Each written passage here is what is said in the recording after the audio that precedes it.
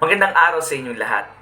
Ngayon nais kong ibahagi sa iyo ang ilang mga salitang nagbibigay inspirasyon sa aking buhay. Mahalaga sa ating lahat na patuloy na maharap ang mga bagay na nagbibigay sa atin ng lakas at determinasyon upang harapin ang mga hamon sa ating buhay. Una, ang kahalagahan ng pagiging matatag sa bawat pagsubok na ating pinagdadaanan. Mahalaga na manatili na tayo ay matatag sa ating mga pangarap at mga layunin. Hindi madali ang buhay. Pangalawa, hindi dapat tayo matakot sa pagkakamali. Ang bawat mali ay isang oportunidad para tayo ay matuto at bumangon. Ang mga taong matagumpay ay hindi natakot sa mga pagkakamali. Pagkus, ito ay naging daan upang sila ay magtagumpay. Pangatlo, ipaalala sa atin ang kahalagahan ng pagkakaroon ng positibong pananaw sa buhay.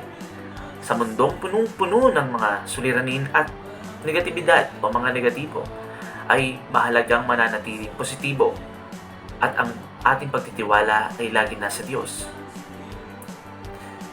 At syempre, ang ating pang-apat na inspirasyon ay huwag ka lilimutan na maging mapagmahal.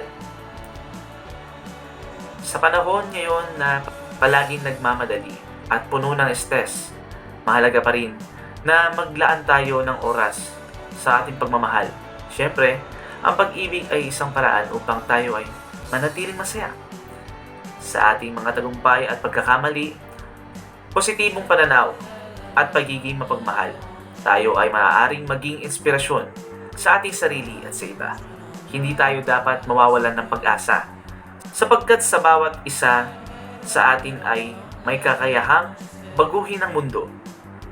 Hindi lagi ang mga dakilang inspirasyon ay nasa malalayong dako. Malay mo, nasa iyo na rin pala.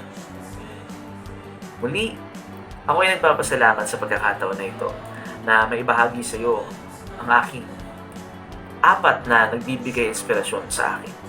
At ang inspirasyon na ito, sa tingin ko ay magagamit mo rin.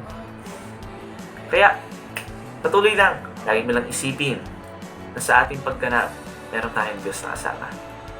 Sama-sama lang, huwag kang titigil, kaibigan. Maraming salamat at magpakalakas ka.